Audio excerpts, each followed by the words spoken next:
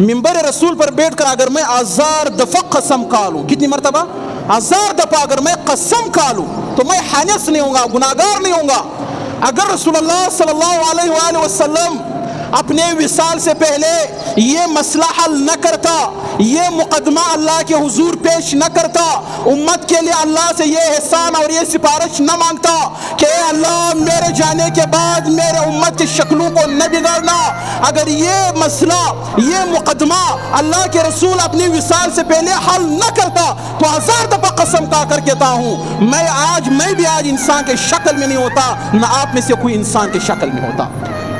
کوئی خنزیر ہوتا، کوئی بندر ہوتا، کوئی کتا ہوتا، یہ ہماری شکلیں ہوتی۔ رب کعبہ کی قسم، یہ تو اس محبوب خدا کا احسان مانو، شکریہ ادا کرو کہ آپ نے اللہ کے سامنے یہ مقدمہ پیش کیا۔ اے اللہ میرے ساتھ یہ وعدہ کرو کہ میرے جانے کے بعد میری امت کی شکلوں کو نہیں بگاڑا جائے گا، جس طرح پچھلے امتوں کی شکلیں ان کی گناہوں کی وجہ سے بگاڑ دی گئی تھی، اے اللہ میرے امت کی شکلوں کو نہیں بگاڑنا۔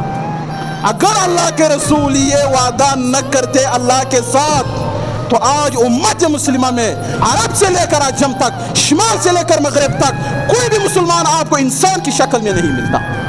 ہم نے تو اس دین کے ساتھ اتنی بڑی بے وفائی کی ہے، خدا کی قسم ہم سے زیادہ اس دین کے ساتھ کافروں کی دلوں میں محبت ہے، رسول اللہ کے احسانات کا احساس ہے، مگر ہم وہ بھی اس قوم ہے کہ ہمارے پاس اس دین کا کوئی بھی احساس نہیں ہے۔ رسول اللہ صلی اللہ علیہ وآلہ وسلم کی محبت کو صحابہ نے دیکھا، صحابہ نے اپنے جانوں کو رسول اللہ کے اوپر فدا کرنا شروع کر دیا، آپ سے محبت کے انتہا کر دی۔ رسول اللہ صلی اللہ علیہ وآلہ وسلم کا جب وصال ہوا نا، اس دنیا سے آپ چلا گیا، تو حضرت بلال حبشی رضی اللہ تعالیٰ عنہ جوانوں کی طرح مدینے کے گلیوں میں گھومتے پھرتے تھے، لوگوں سے پوچھتے تھے اے لوگو کیا آپ میں سے کسی نے محمد رسول اللہ کو دیکھا ہے؟ اگر دیکھا ہے تو مجھے بتاؤ، مجھے اس کی زیارت کی بڑی تڑپ ہے۔ لوگوں نے کہا بلال دیوانہ ہو گیا ہے، بلال رسول اللہ کی محبت میں وہ دیوانہ ہو چکا ہے۔ جب آپ نے بہت پوچھا، گلیوں میں گھما پھرا، رسول اللہ تو اس دنیا سے چلے گئے تھے، تو آپ نے شام کے شہر حلب کی طرف ہجرت کیا کہ اب میں اس شہر میں نہیں رہ سکتا ہوں جس میں رسول اللہ کا وجود نہیں ہے۔ آپ شام کے شہر حلب میں گئے نا، 6 مہینے آپ نے وہیں پر گزار دی۔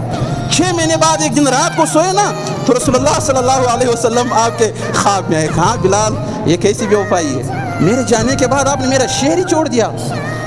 بلال میں آپ سے ملاقات کرنا چاہتا ہوں، بلال میں آپ کے ملاقات کا متمنی ہوں، تمنا رکھتا ہوں۔ جب صبح آپ اٹھے، خواب یاد آیا، اونٹنی پر بیٹھے مدینہ کی طرف دوڑ لگائی، لبیک یا رسول اللہ، لبیک یا حبیب اللہ، دوڑتے ہوئے اونٹنی کو بگاتے ہوئے آپ مدینہ تشریف لے کر آئے۔ مدینہ میں اونٹنی سے اترے، آپ دیوانوں کی طرح ڈھونڈ رہے، رسول اللہ کو مسجد نبوی میں ڈھونڈ رہے، اجروں میں ڈھونڈ رہے۔ جب آپ کو نہیں ملا، آپ رسول اللہ صلی اللہ علیہ وآلہ وسلم کے مزار پر تشریف لے گئے اور وہیں پر سر رکھ کر رونے لگے، محبوب آپ نے تو بلایا کہ میں نے آپ سے ملاقات کرنی ہے، آپ تو ہیں ہی نہیں محبوب، میرا زندگی اس دنیا میں تلخ ہو چکا ہے۔ جب لوگوں کو پتہ چلا بلال تشریف لائے ہیں تو سارے مدینہ والے آئے اور بلال سے کہا بلال ایک دفعہ وہ اذان تو دے دو جو آپ رسول اللہ صلی اللہ علیہ وآلہ وسلم کے دور میں دیا کرتے تھے۔ بلال نے انکار کیا، مجھ میں وہ ہمت ہے ہی نہیں کہ رسول اللہ کی موجودگی میں دیتا تھا، اب اللہ کے رسول نہیں، میں اذان نہیں دے سکتا ہوں۔ پھر حسنین کریمین آپ کے پاس آئے، انہوں نے جب درخواست کی تو حضرت بلال مجبور ہو گئے کہ اب میرے پاس کوئی انکار کی گنجائش نہیں ہے۔ تو آپ جب چڑھے نا مسجد نبوی پر اذان دینا آپ نے شروع کیا، سیرت کی کتابوں میں لکھا ہے کہ رسول اللہ صلی اللہ علیہ وآلہ وسلم کے وصال کے بعد جو سب سے زیادہ مدینہ والے روئے تھے وہ اس دن روئے تھے جب حضرت بلال نے اذان دینا شروع کیا۔ آپ نے اذان دیا، اشہد ان لا الہ الا اللہ، جب آپ پہنچے اشہد ان محمد الرسول اللہ، آپ نے دیکھا سامنے رسول اللہ نہیں ہے، رسول اللہ کا چہرہ انور نہیں ہے، تو آپ غش کھا کر بے ہوش ہو کر گر گئے۔ جب زندگی میں اذان دیتے تھے رسول اللہ کا چہرہ انور سامنے ہوتا تھا، اب رسول اللہ سامنے نہیں تھا۔ اشہد ان محمد رسول اللہ پر جب آپ پہنچے آپ کیا ہو گئے؟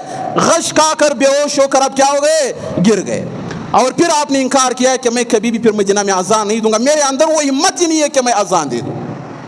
تو یہ بلال حبشی رضی اللہ تعالیٰ عنہ کا رسول اللہ صلی اللہ علیہ وآلہ وسلم سے محبت کا یہ عالم تھا، اتنی آپ نے رسول اللہ کے ساتھ آپ نے محبت کی، اور تمام صحابہ کرام نے اپنے جانوں کو رسول اللہ صلی اللہ علیہ وآلہ وسلم کے اوپر قربان کر دیا۔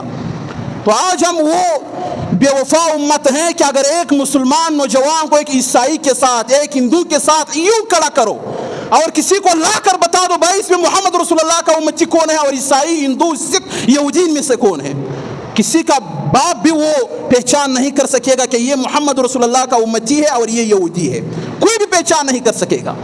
ایک بے پردہ عورت، فیشنیبل عورت کو لا کر ایک مسلمان عورت کو ایک یہودی، ایک انگریز، ایک کافر عورت کے ساتھ لا کر کھڑا کر دو، کوئی بھی ان میں فرق نہیں کر سکے گا کہ ان میں مسلمان کون ہے اور یہودی یا عیسائی ان میں کون ہے۔ یہ اتنی زیادہ ہم بے وفا ہو گئے ہیں، ہمارے کوئی گناہ، سب سے زیادہ اس امت میں گناہ موجود ہے۔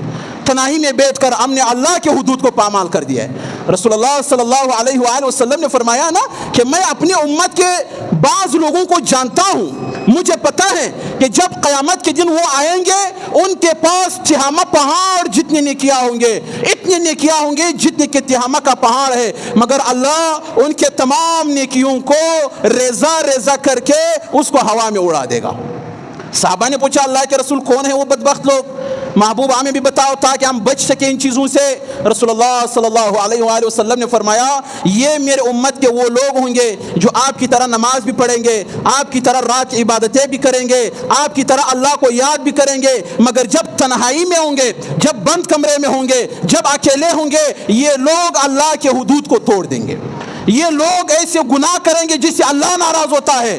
کمرہ بند ہے، موبائل ہاتھ میں ہے، نیٹ کا پیکیج ہے، کوئی بھی نہیں دیکھ رہا ہے، باہر بڑا متقی ہے، پرہیزگار ہے، مولوی ہے، مفتی ہے، تبلیغی ہے، مگر جب تنہائی میں بیٹھتا ہے، جب کوئی دیکھنے والا نہیں ہوتا ہے، اللہ کے سوا کوئی دیکھنے والا نہیں ہوتا ہے، وہ اللہ تعالیٰ کے تمام حدود کو توڑ دیتا ہے، بے حیائی دیکھتا ہے، بے حیائی سے مزے لیتا ہے، آنکھوں کا زنا کرتا ہے۔ رسول اللہ صلی اللہ علیہ وآلہ وسلم نے فرمایا کہ تمام تر نیکیوں کے باوجود ایسے لوگ جو تنہائیوں میں گناہ کرتے ہیں، اللہ ان کے تمام نیکیوں کو، تمام نمازوں کو، تمام عبادات کو اللہ ریزہ ریزہ کر کے روئی کی طرح آسمان میں اڑا دے گا، ہوا میں اڑا دے گا، خاک کر دے گا، ان کے وہ تمام نیکیاں ان کے کسی بھی کام نہیں آئے گی۔ تو یہ رسول اللہ صلی اللہ علیہ وآلہ وسلم نے بتلایا ہے، اس گناہ سے آج کوئی بھی نہیں بچ رہا ہے۔ تو میرے بھائیو، رسول اللہ صلی اللہ علیہ وآلہ وسلم کی اس امت کے ساتھ وفا کرو۔ رسول اللہ نے وفا کی ہے، آخر دم تک اس امت کے لیے دعائیں مانگی ہے، ہمارے اوپر بہت بڑا احسان کیا ہے۔ اے اللہ میرے جانے کے بعد میرے امت کی شکلوں کو نہ بگاڑنا۔ آپ کے خیال میں اتنے گناہوں کے باوجود سود کے اڈے بینکوں کی صورت میں سرعام چل رہے ہیں، آپ چوکی کے چھوٹے سے شہر میں 15 سے زیادہ شراب خانے چل رہے ہیں، یہاں پر زنا کے اڈے چل رہے ہیں، یہاں پر گناہ کا ہر کام ہوتا ہے۔ آپ مجھے بتاؤ، جب امت کے اس چھوٹے سے آپ چوکی میں اتنے زیادہ گناہ ہو رہے، کسی مسلمان میں یہ امت نہیں ہے، یہ ہمت نہیں ہے کہ جا کر ایک بھی شراب خانے کو بند کرے۔ تمہارا ایمان چاہے پہاڑوں کے برابر ہو، کسی کے اندر یہ جرات نہیں ہے کہ جا کر ایک بھی شراب خانے کو بند کرے۔ تمہارے اب چوکی میں کتنے شراب خانے ہیں؟ 15 سے زیادہ شراب خانے ہیں۔ ہمارے لینے والے سب ہمارے مسلمان ہیں، مگر ہم اتنے بے غیرت، اتنے بے حس بن چکے ہیں کہ کسی بھی شراب خانے کو ٹیڑھی آنکھ سے بھی نہیں دیکھ سکتے ہیں۔ جب غیرت مر گئی ہے تو پھر ہم کو گاجر مولیوں کی طرح کاٹا جائے گا۔ جب غیرت مر گئی ہے، حیا مر گئی ہے، مردانگی مر گئی ہے، رسول اللہ صلی اللہ علیہ وآلہ وسلم کے امت کے ساتھ محبت آپ لوگوں کی مر گئی ہے، تو پھر ہم کو تباہی سے، بربادی سے کوئی بھی نہیں بچا سکتا ہے۔ کرپشن ہمارے اوپر غالب ہے، سود ہمارے اوپر غالب ہے، کرپٹ حکمران ہمارے اوپر غالب ہے، کوئی بھی مائی کا لال حق بات کر ہی نہیں سکتا ہے، جرات ہی نہیں ہے کہ کوئی بھی حق کا بات کرے۔ تو کیسا ہوگا پھر یہ امت کیسے ترقی کرے گا؟ اس امت کے اوپر پھر اللہ تعالیٰ کیسے احسان کرے گا؟ نماز کوئی بھی نہیں پڑھتا ہے، جب اللہ ہمیں نہیں پکڑتا ہے، جب اللہ ہمارے اوپر عذاب نازل نہیں کرتا اتنے گناہوں کے باوجود، پھر ہم کس منہ سے کافروں کے لیے بددعائیں کر رہے ہیں؟ اے اللہ اسرائیل کو تباہ و برباد کر دے، اے اللہ امریکہ کو تباہ و برباد کر دے۔ کیوں بھائی؟ اللہ کے نافرمان ہے، وہ تو کافر ہے نا، اللہ کو مان ہی نہیں رہے، اس لیے نافرمان ہے۔ آپ تو مسلمان ہو، رسول اللہ کی امتی ہو، آپ نے تو کلمہ پڑھا ہے، آپ کے اندر کتنی فرمانبرداری ہے۔ اگر اللہ ہمارے حکمرانوں کو تباہ نہیں کر رہا ہے، برباد نہیں کر رہا ہے، تو اللہ امریکہ کو بھی کبھی بھی برباد نہیں کرے گا، اللہ اسرائیل کو بھی کبھی بھی برباد نہیں کرے گا۔ بربادی کے، تباہی کے اور عذاب کے جو سب سے پہلے مستحق ہے وہ ہم مسلمان ہیں، وہ ہمارے حکمران ہے، سب سے پہلے ہم عذاب کے مستحق ہے۔ اگر اللہ نے ہمیں بخشا ہوا ہے، ہمارے اوپر عذاب نازل نہیں کر رہا ہے، تو اللہ امریکہ اور اسرائیل کے اوپر بھی کبھی بھی عذاب نازل نہیں کرے گا۔ ہماری گناہیں اسرائیل سے زیادہ ہے، امریکہ سے زیادہ ہے۔ ہم مسلمان ہو کر اللہ کے دین کے اتنے باغی ہے، ہم نے اللہ کے دین کو اس حد تک چھوڑا ہوا ہے کہ ہمیں پرواہ ہی نہیں ہے کہ ہم نے ایک دن مرنا ہے، اللہ کے سامنے ہم پیش ہونا ہے۔ جب ہم خود اتنے نافرمان ہیں تو ان کافروں کے حق میں ہماری بددعائیں اللہ کبھی بھی قبول نہیں کرے گا۔